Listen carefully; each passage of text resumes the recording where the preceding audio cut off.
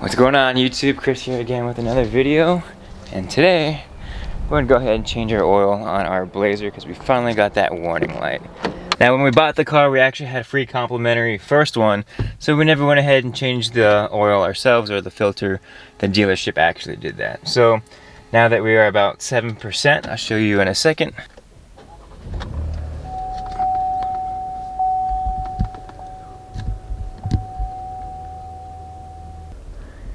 If you scroll, it will actually tell you we have 7% oil life remaining. Why is it that Walmart is just one of those places that's just constantly always busy?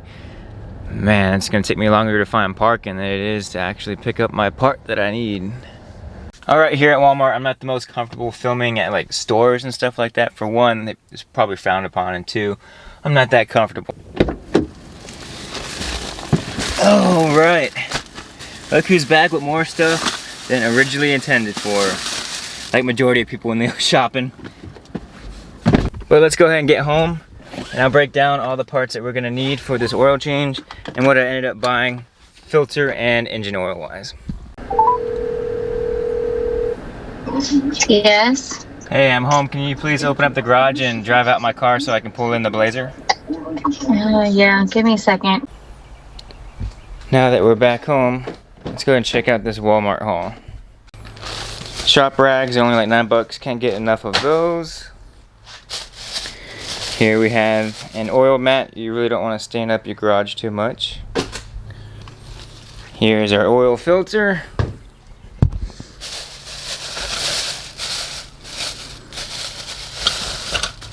And I had to also buy an additional oil wrench. So it's going to help getting off the old one and tightening up the new one.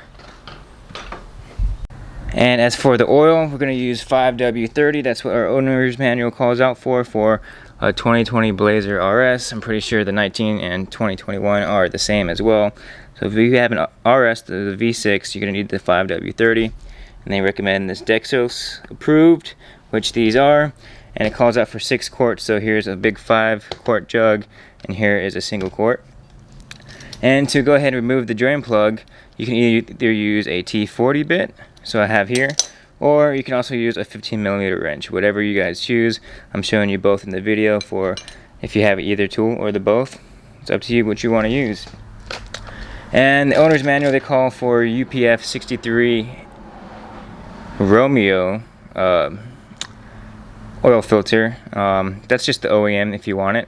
This is an aftermarket one, mobile one. M1-21-2 Alpha. This is what I'm going to be using. This is what they call out online. So not everywhere sells the oil filter that GM uses, or Chevy uses.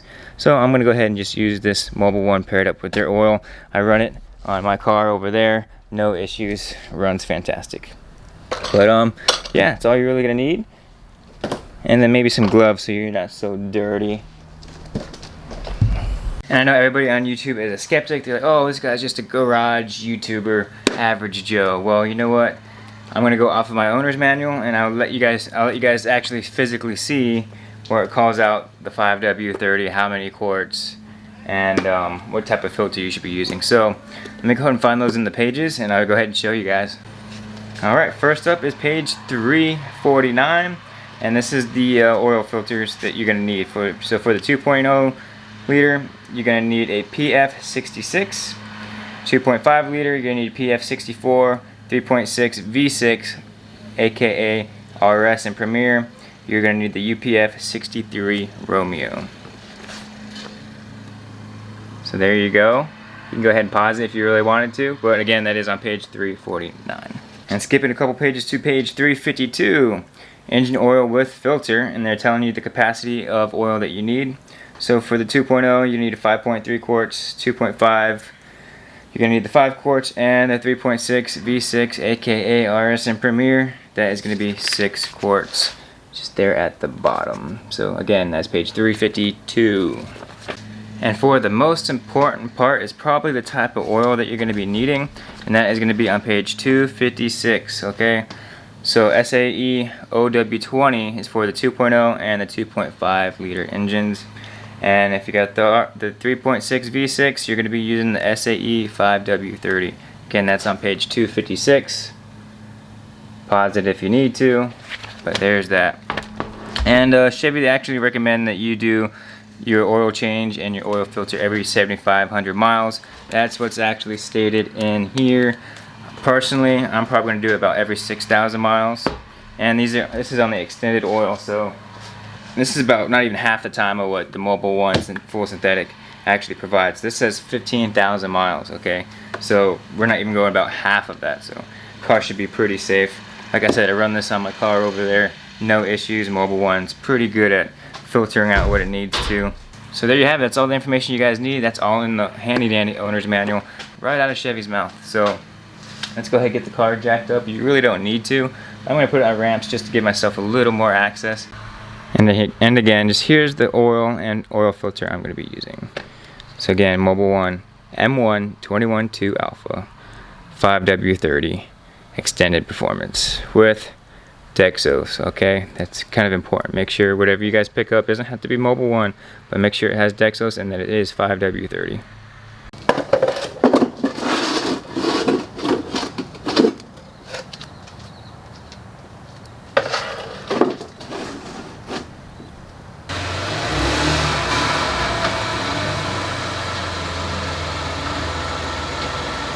And safety first. So keep in mind, one thing that you actually want to do before any oil changes, you want to warm up the car. So I drove off to Walmart, it's just like right around the corner, to pick up my supplies. So the car is pretty warm. But what that does is it kicks up all the dirt and all the grime that's at the bottom of the oil pan and stuff like that. Lets it filter through a little easier. And now the oil is going to be warmer, it flows a lot quicker. So it's just overall good practice. Make sure the car is warmed up before you go ahead and start anything. But yeah, so let's go ahead and save some money, make you more in tune with the car, and let's just go ahead and get this started. Hopefully you guys want to decide to take on this project as well. This video is helpful for you.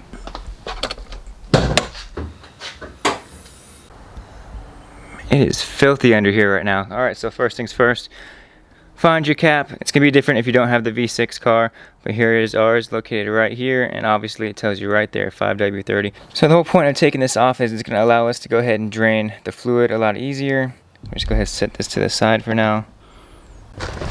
Just going to go ahead and slide our oil mat before the wife kills me. As you can see, there's already some oil stains from the other car, but we're really not trying to add more. So there we go. Yep, I'm totally glad I got this car up on its ramps. So let me go ahead and show you guys underneath the car what we're going to be looking at.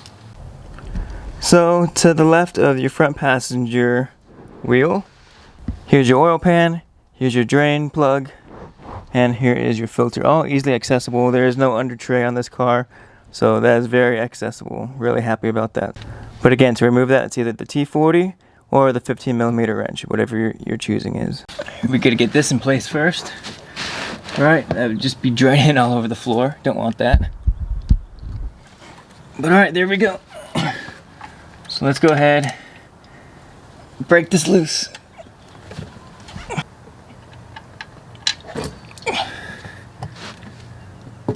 And that is nice and black.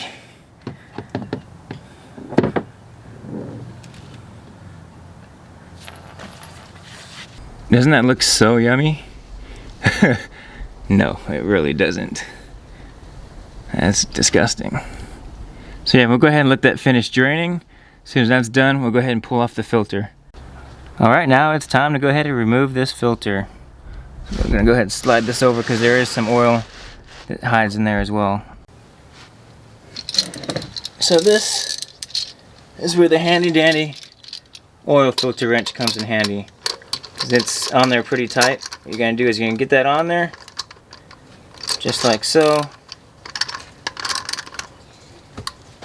And now you can be able to twist it off. Once you have it broken loose, you should be able to do it by hand. Again, there's going to be some oil that comes out, so just keep that in mind. Make sure you're ready for that. That is hot. Woo, that was hot. I have my gloves, I don't know why I just didn't wear them. Alright, so now what you want to do is you want to go ahead and prep your new filter. As you can see, there is a dry packing right here, basically your sealant. Now what I like to do is I just take a little bit of the oil from the old one. I just like to put it around this rim. Gives it a nice seal and it gets back on the car. So just like so, give it a nice little seal. Don't have to fill up or anything, but I can fill up when it gets into the car. Since everything is pretty much drained, we're gonna go ahead and clean up our area. Here is where the new oil filter is gonna sit. Check threads and make sure nothing bad looks in there, which it doesn't. This is a pretty clean car. Trying to keep it that way. So yeah, that's nice and clean. So you can go ahead and get your new oil filter on there.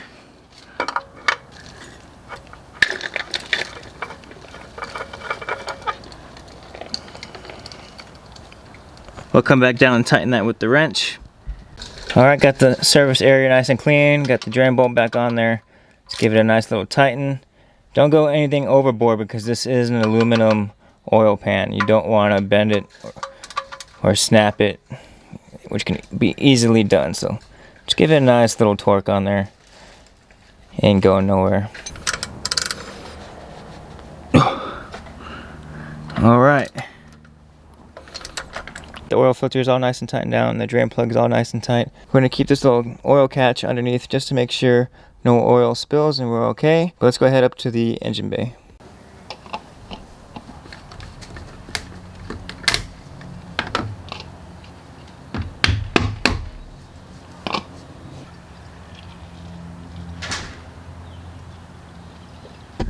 Check under the car.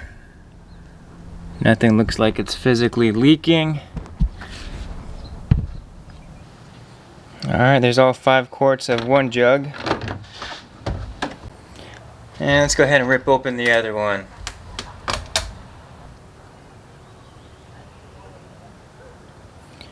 This should be quart number 6.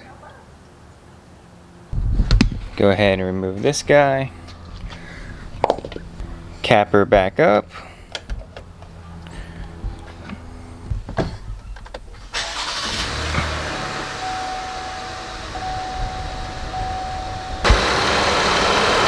Alright, we are good.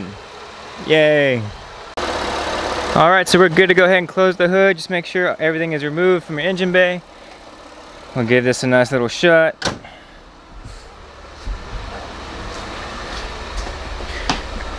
Remove our chuck. Let's go ahead and get her off the ramp.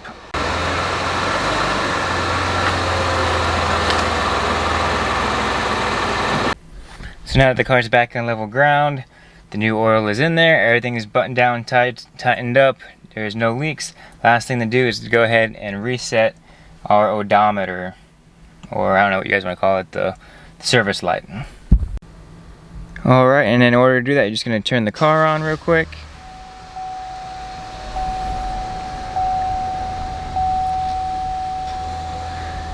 And then right here where it says your service light, you're going to hit this little scroll button in the middle.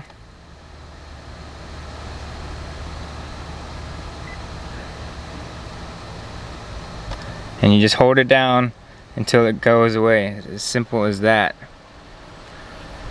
And there you go. Remaining oil life, 100%.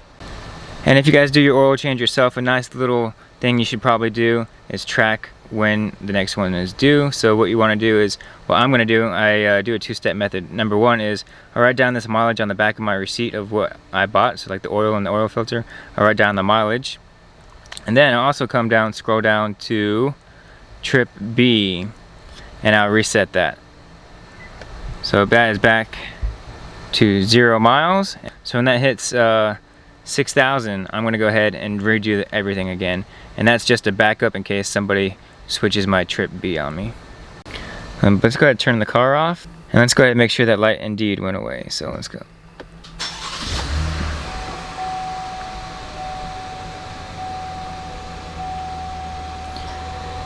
And just like that, the service light is gone.